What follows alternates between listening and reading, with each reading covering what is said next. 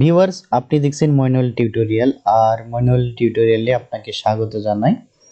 তো আপনি হয়তো এই ভিডিওটি প্লে করেছেন কিভাবে ক্যানভাতে বাংলা লেখা যায় বা বাংলা ফন্টগুলো স্টাইলিশ করা যায়, সেগুলো আপনি দেখার জন্য হয়তো এই ভিডিওটি প্লে করেছেন। তো চলুন আমি আপনাকে সেই প্রসেসগুলো দেখাবো। মূলত ভিডিওটি বিগিনারদের জন্য, যারা ক্যানভাতে নতুন ইউজ করতে শুরু করেছেন, বাংলা লিখতে যাচ্ছেন কিন্তু পারতেছেন না, তাদের জন্য ইনস্ট্রাকশন হিসেবে এই টিউটারটি, অর্থাৎ গাইডলাইন হিসেবে এই টিউটোরিয়াল। তো চলুন আপনাকে আমি দেখাই। তো প্রথমে আমি যে কাজটি করবো, একটি ডিজাইন ক্রিয়েট করব, অর্থাৎ একটা সাইজ নেব। যে কোনো সাইজটা নেওয়ার জন্য আমি এখান থেকে কাস্টম সাইজে ক্লিক করে দিলাম। তো এখানে অনেকগুলো সাইজ শো হচ্ছে, তো আমি এটাতে যে 1280 7x720 ইউটিউব থাম্বনেলের যে সাইজটি, সেটাতে নিয়ে নিলাম। তো সেটি লোড নিচ্ছে, আনটাইটেল হিসেবে আসলো। তো মনে করুন এটার উপর আমরা একটা কালার দেব প্রথমে।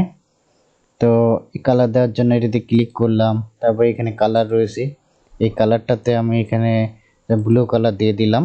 এটা কালার হয়ে গেল। এখন আমি এই বাংলা এর উপর বাংলা লিখব। তো লেখার জন্য টেক্সটে যাব। আপনারা ইংরেজি লিখেন টেক্সট দিয়ে, এখানে ইংরেজি ফন্টগুলো পাচ্ছেন খুব সহজেই, কিন্তু বাংলা ফন্টগুলো পাওয়া যাচ্ছে না। হয়তোবা বাংলাতে কীভাবে নিতে হয় সেটা জানেন না বা চেষ্টা করেননি, তো সেই জন্য ভিডিওটা প্লে করেছেন। যাই হোক, আপনাকে দেখাবো। তো এখানে সার্চ টেক্সট লেখা রয়েছে, এখানে আপনি লিখবেন যে BENGALI বা বেঙ্গলি লিখে সার্চ করবেন। তো সার্চ করলে এখানে যে ফন্টগুলো দেখাবে সবগুলোই বাংলা হিসেবে কাজ করবে। তো আমি দেখাচ্ছি, এখানে স্টাইলিশ একটা ফন্ট আছে, হিন্দ শিলিগুড়ি, এটাতে ক্লিক করে দিলাম। তো এটা আমার যে লেআউটে চলে এসেছে, এটাকে বড় করে নিলাম। বড় করে নেওয়ার পর এটাকে ডিলিট করে দেব। সিলেক্ট করে কিবোর্ড থেকে ব্যাক স্পেস বা ব্যাক স্পেস দিয়ে ডিলিট করে দেব। তারপর এই টেক্সটের যে কার্সরটা দেখাবে সেটা থাকা অবস্থায় কিবোর্ড থেকে কন্ট্রোল অল্টার ভি প্রেস করব।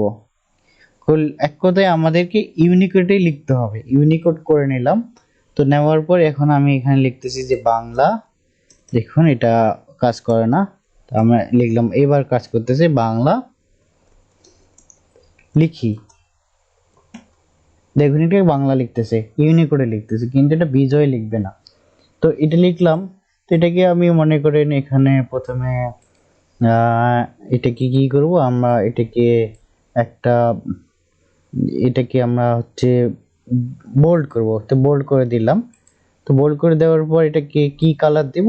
হোয়াইট কালার দেব। তো হোয়াইট কালার দেওয়ার জন্য এখানে হোয়াইট কালার সিলেক্ট করে দিলাম, এটা হোয়াইট হয়ে গেল।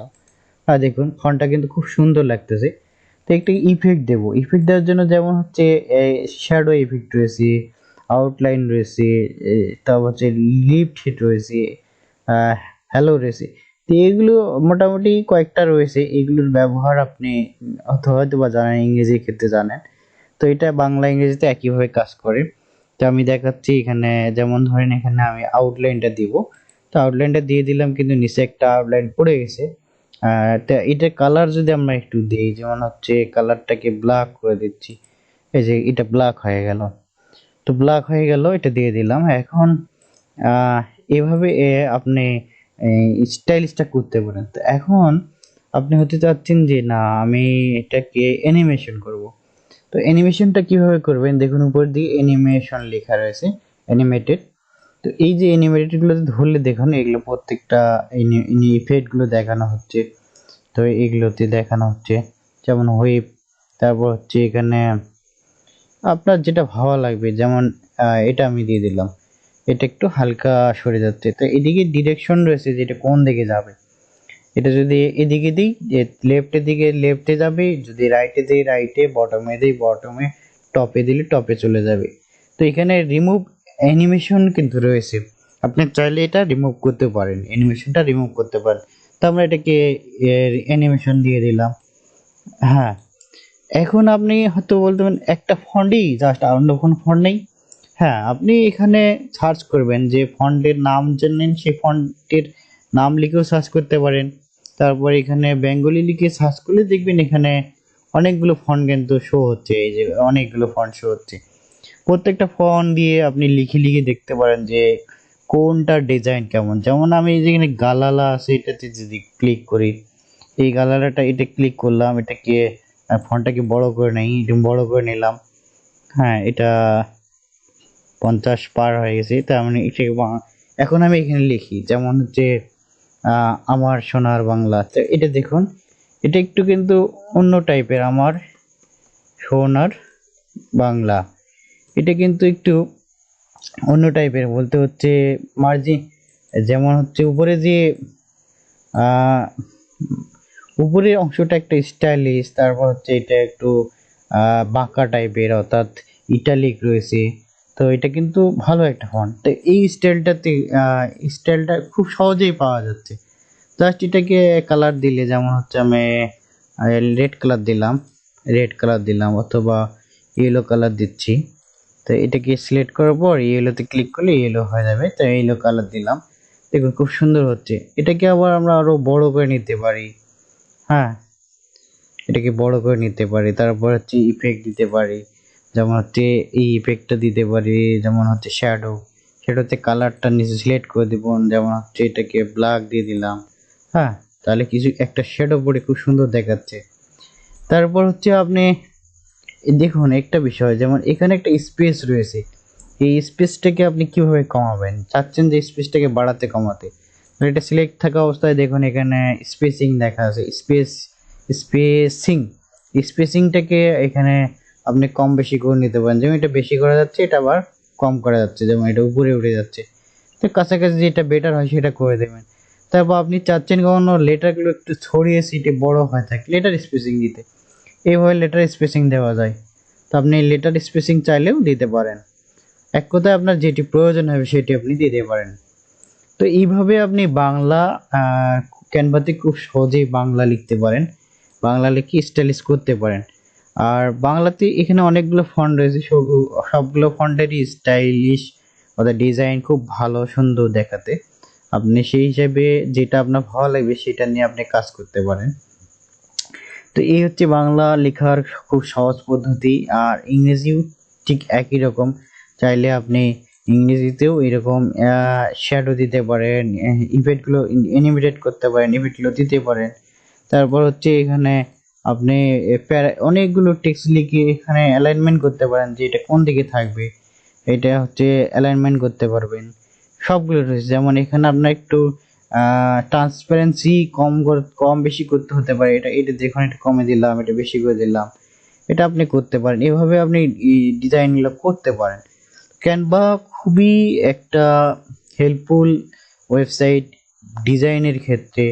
এটা দিয়ে খুব সহজেই ডিজাইন করা যায়। এখানে রেডিমেড কিছু ডিজাইন পাওয়া যায়, যে রেডিমেড ডিজাইনগুলো দিয়ে কিন্তু খুব সহজেই ভালো ভালো গ্রাফিক্স ডিজাইন করা যায়। তো আপনি চাইলে আপনি যদি ভালোভাবে আপনি এটাকে ডিজাইনের ক্ষেত্রে আপনি ব্যবহার করেন, অর্থাৎ ক্যানভা কি ইউজ করেন, যদি ভালোভাবে শিখে ফেলেন, আয়ত্ত করে ফেলেন, তা আয়ত্ত করার মতো তেমন কিছু নেই, সবই ইজি। একটু আপনাকে হচ্ছে একটু আপনাকে চিন্তা ভাবনা করে একটা ডিজাইন সেট আপ করতে হবে। করলে আপনি আপনার যেমন ইউটিউবে থাম্বনেল, ফেসবুকের থাম্বনেল বা পোস্ট বা কোনো ব্যানার বা ডিজাইন আপনি এখান থেকে খুব সহজে করতে পারেন। তো এখন কিভাবে ডাউনলোড করতে হয় সেটি হয়তো আপনি জানেন, যে এখান থেকে শেয়ার বাটনে থেকে ক্লিক করে অ্যানিমেশন থাকলে কিন্তু আপনার দেখতে পাবেন যে এটা ডাউনলোডে ক্লিক করলাম, এখানে MP4 কিন্তু দেখাচ্ছে, এটা ভিডিও আকারে দেখাচ্ছে। আপনি ভিডিও আকারে দেখাতে ডাউনলোড করতে পারেন, PDF স্ট্যান্ডার্ড করতে পারেন, তারপর GIF করতে পারেন, যে যে কোনো ফরম্যাটে ডাউনলোড করে নিতে পারেন, নিয়ে আপনি ইউজ করতে পারেন। তো এইভাবে আপনি খুব সুন্দর করে বাংলার ব্যবহারটা করতে পারবেন। যেমন এটা ট্রান্সপারেন্সি কম, এটা একটু হালকা দেখাচ্ছিল, এটা ট্রান্সপারেন্সি বাড়ায় দিলাম, এটা অনেক সুন্দর দেখাচ্ছে। তো এইভাবে আপনি ক্যানভাতে বাংলা লিখতে পারেন। তো বন্ধুরা, আহ, আপনার যদি এই টিউটোরিয়ালটি ভালো লেগে থাকে তাহলে অবশ্যই লাইক, কমেন্ট এবং শেয়ার দিতে ভুলবেন না। আর আপনার যদি কোনো জিজ্ঞাসা করার থাকে, জানার থাকে, তাহলে আপনি কমেন্ট বক্স খোলা রয়েছে, সেখানে আপনি কমেন্ট করতে পারেন। আর এই টিউটোরিয়ালটি যদি আর আমার চ্যানেলে যদি আপনি নতুন হয়ে থাকেন তাহলে চ্যানেলটিকে সাবস্ক্রাইব করে দিন, যাতে এরকম টিপস এবং ট্রিক্স রিলেটেড নতুন নতুন ভিডিওর নোটিফিকেশন পেতে অবশ্যই বেল আইকনটিতে টিক দিয়ে দিবেন এবং চ্যানেলটি সাবস্ক্রাইব করে দেবেন। তো ভালো থাকবেন, সুস্থ থাকবেন, ধন্যবাদ।